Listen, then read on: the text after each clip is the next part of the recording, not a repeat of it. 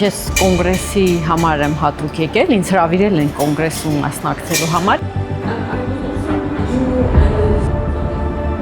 Ֆլորենցիայի համալսարանի դոցենտ Զարուհի Պողոսյանը այցելել է Հայաստան մասնակցելու հայագիտական միջազգային կոնգրեսին։ Իմ գործունեության նպատակներից մեկն է հայագիտությունը տանել, որտեղ հայեր չկան։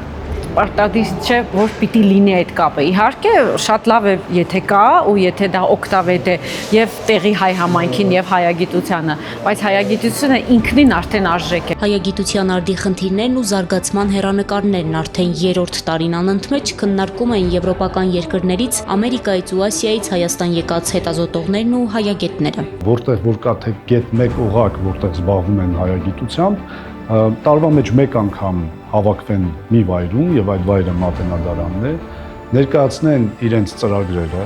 փորձեն համատեղ մշակել դրամաշնորհային ծրագրեր։ Հայագիտական 3-րդ միջազգային կոնգրեսը նվիրված է Մխիթար Սեբաստացու 350-ամյակին, որը եւս մեկ առիթ է արժևորելու հայ նշանավոր հոգեվորականի թողած ժառանգությունն ու հայագիտության ոլորտում ունեցած մեծ ավանդը։ Որովհետեւ այս արժեքները չի փավեր բահբանել որպես ասենք նյութական ծրագիր եւ այլն, այլ ուսումնասիրել եւ փոխանցել հաջորդ ցելուններին, որում Մխիթարի հիմնական ասենք առաքելությունը եղել է լուսավորություն հայ ժողովրդի զավակներու հոգեվոր եւ մշակութային ասպարեզներով։ Ընդամենը 3 տարվա ընթացքում կոնգրեսը ձեռք է բերել լայն ընդգրկվածություն ու ճանաչելիություն։ Սա մղեց նաեւ նրան, որ հիմա քննարկվում է լրջորեն, որպեսզի կոնգրեսը նաեւ ունենա որոշակի իրավական կարգավիճակ, որով կկազմակերպվի եւ կապահովի